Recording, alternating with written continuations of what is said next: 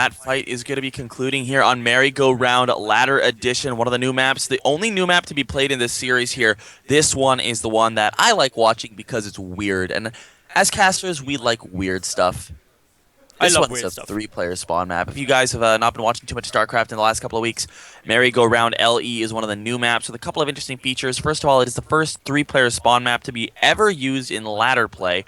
It's the first three-player spawn map since Icy Cup Test Bug, I think. Test Bug was around in like 2011, and I don't remember any three-player maps since then. Nor do I. Zelnaga Fortress was three-player, but I think that was before Test Bug. Either way, not many three-player maps. Not many three-player maps is the point we're making. And another thing that's kind of interesting about this map is that air units cannot, like, it looks like there's a ton of dead space, but air units can't actually go past this giant wall. So air units are not actually as good as they appear. And this is something which you don't actually see very often at all in No. maps, is that kind of design. But regardless, we are in game now, so let's introduce the two players. Spawning to the top left-hand position, we have the red Protoss player. Losing game number 1, but coming back dominantly in game number 2. He represents Dignitas. It's dBlinG. And to the south, representing Fnatic, the blue Protoss player. Now, not undefeated against dBlinG. He's going to have to put up a much better fight than he did in game number 2. It's Harstem. And dBlinG showing us why he likes his bling stalkers. dBlinG's dBlinG Stalkers. It's a tongue twister for every caster.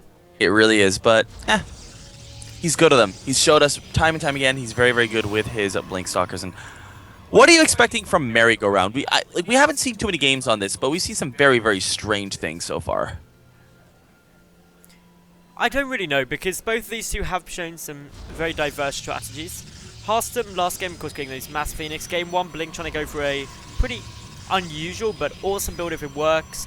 Fun Phoenix into an Oracle into GTs. Unfortunately, couldn't make it all work and sync together because both of them, and this is actually a really cool thing. Game number 1, dBlinG was the one trying to be hyper aggressive and harassment heavy, and Harstem just walked over and said, I'm gonna kill you.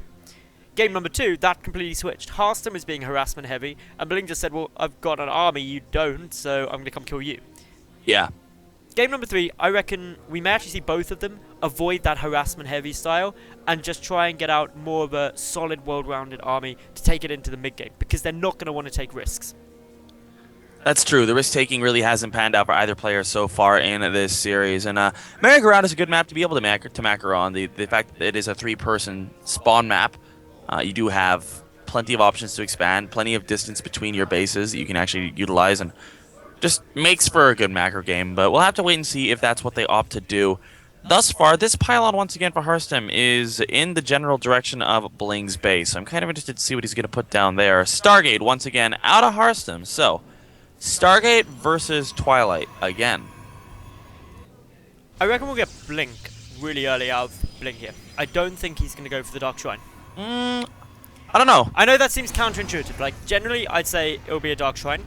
But the reason I don't think it will is because the DTs in game number 1 didn't work well. That's true. Also, in terms of a map for DTs, is it really that great? It's a relatively long rush distance. There's not too many places. Oh, he scouts the DT Shrine immediately.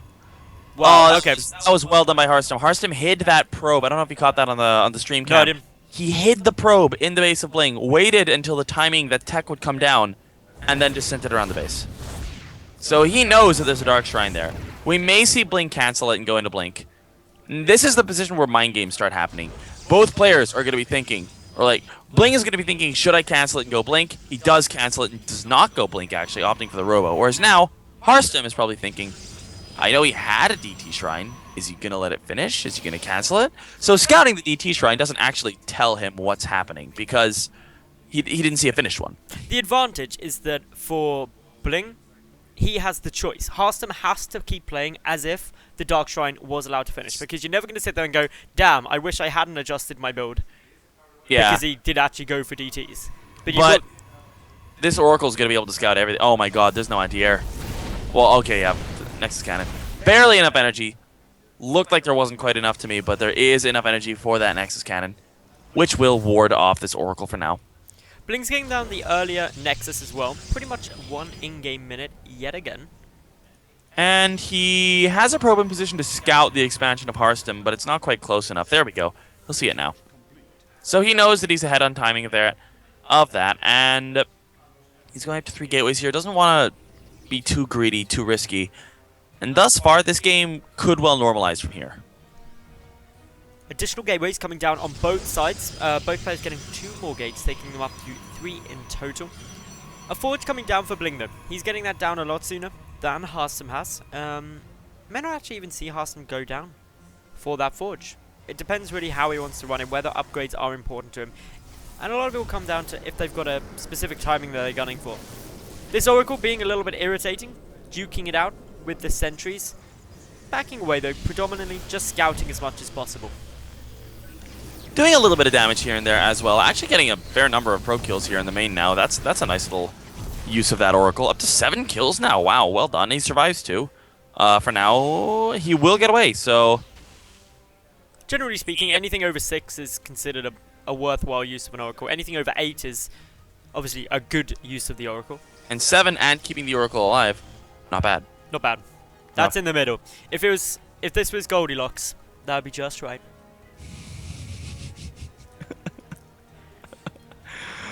Wow. Okay. Forge coming in for Harstem. He is a little behind in that. Actually, he's quite significantly behind. Yep. We already have a 46-second window here for blinG already that's going to continue widening until this Forge finishes for Harstem. Additional gas is being taken on the natural base for blinG here. Still none taken for Harstem. Harstem is up in supply, though. He's up by 1 worker, but he just has a lot more army supply. This Oracle going to dart back into the main again. Not going to be able to do too much this time around, but he's just being very, very active scouting with this thing. And Harstem's actually seen everything that blinG is doing. Robobe just getting started now. No sign of that for Harstem as of yet. And I don't think he's going to be able to scout it either, because the Oracle retreating a long way back. Hallucinated Phoenix allows blinG to also scout pretty much everything on Harstem's side of the map here. And let's take a look at the window between the upgrades. It's about a 100-second window, which can be closed if blinG decides not to chrono boost his upgrades, and Harstem does, but that's a pretty big window that blinG's open for himself here. And well, we may see him try to attack with +2, hit a +2 timing of several Colossi. That's something that's very, very common in this kind of a position, but he doesn't really have any way of knowing just yet how far ahead he is in upgrades, because all he saw was a forge that's done this researching. Robobe coming down though for Harstem as well. He's adding in the Warp Prism. I'm loving the addition of this, and I just kind of want to say that, as I mentioned at the start, neither player going for that harassment heavy opening, both going for a quick rush up into the mid game, being very safe.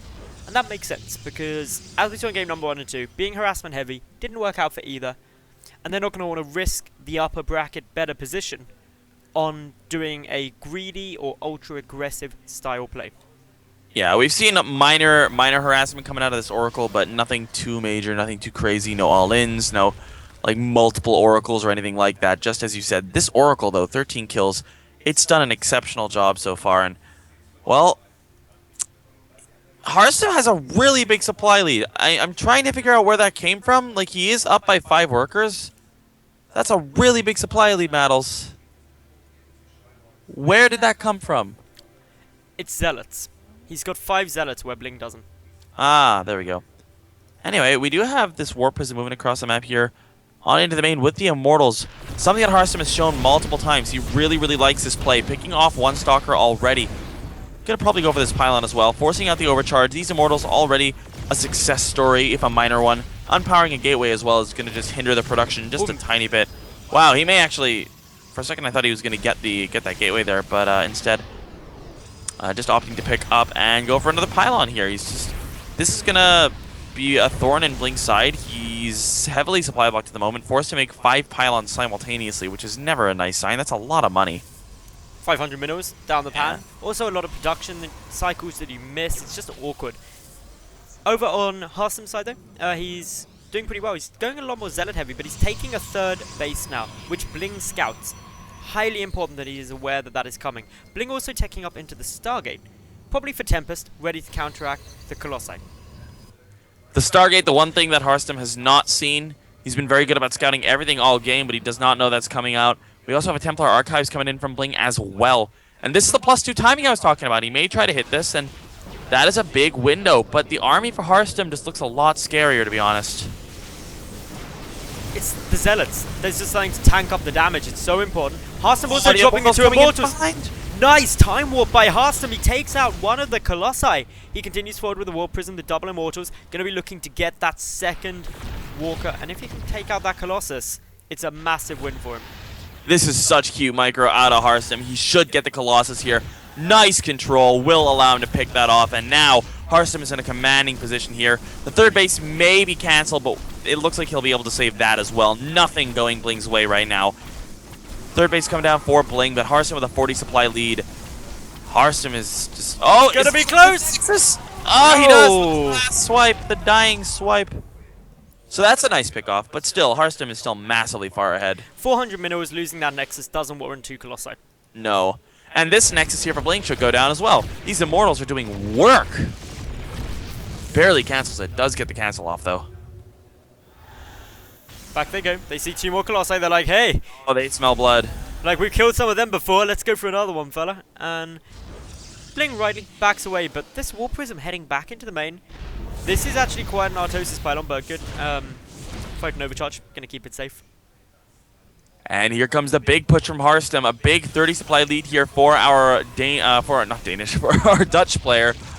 And well, the Immortals are just doing so well. The Warp Prism micro here is so good. The Void Ray coming out there will allow him to focus down that Warp Prism. But one of the Colossi has already gone down. There's not really any anti-air to deal with this Void Ray, though. This is a really weird position where the Stalkers are going to try to pick it off, but the Void Ray is now going after Colossi. One already going down. Forced to recall is Harstem. Oh no! Oh no! Void Colossus, Ray. Colossus, Colossus, what are you doing? Run, run, Run. run, run. Keep going. Scuttle. Alright, so this Colossus should escape, I think. It's going to be close. Where's the rest of the army? They need to come meet him. Okay, they will. Harstem needs to save that. He doesn't want to allow a Colossus to die for nothing, but does manage to keep it alive. Good times. Oracle gets a nice Revelation off as well, which is going to be very nice for him. But here we go. The engagement going to start again. The Oracle coming in to do some damage from behind, focusing on a Colossus. That's very, very cute. Harstem still with a large supply lead here. The Archon also helping out with a lot of extra damage. Another Void Ray coming on in here, but the Archon is going to be able to lend a hand to the anti-air as well. One of the Void Rays goes down. The Colossi go down. The last Void Ray looks like it will also go down here. And Harstem, while he is taking a little bit of harassment over at the third base by another Archon, he is once again solidified himself into an exceptionally high supply lead. 125 to 88 is massive in any matchup. In a mirror matchup, though, it is huge. What BLING needs to do is get a couple more powerful plays, such as that Void Ray that held him deflect the previous attack from Harstem. If he can do that a couple more times, he's still in this game, but it's certainly going to be an uphill battle. The harass from BLING has been nice. It's been successful in that I killed off the Nexus before. The more recent harassment with the Archon there didn't do too much, but he needs to continue harassing. That's really his ticket back to victory. He needs some nice plays, like you said, with some harass. He needs to be able to hold on and defend, take good trades, take really good engagements, have good concaves. Then he has a chance of coming back into this. But for now, Harstem is definitely in the driver's seat. 4 additional gates coming down from BLING at the moment. Work account-wise, they're actually fairly equal. That's the one thing that is going quite nicely for BLING. He's only 8 probes behind, which at 18, nearly 19 minutes through this game isn't actually too much of a discrepancy. However, Harstem is preparing to take a 4th base, and I think BLING is going to really struggle to secure his own 4th anytime soon, due to being over 30 army supply down. Well, Harstem once again posturing aggressively. He's got 5 Colossi compared to the 3 of BLING. BLING may have a 4th one out in time. Oh, this is so smart. Get This Observer coming down to check the other attack route, sees BLING's army, allowing him to know that he's got an open goal at this third, and he can recall out. I wouldn't be surprised to see him take out this Nexus and possibly then just recall. He may go for the fight though, he sees he's got so many more Colossi. Oh, that's a really good time warp for the Colossi of BLING as well. They're so clumped up, they go down so fast, one of them is left, but that's not going to be enough. GG's called, and Harstem is the man who will advance into the winner bracket finals. BLING dropping it down to the loser bracket.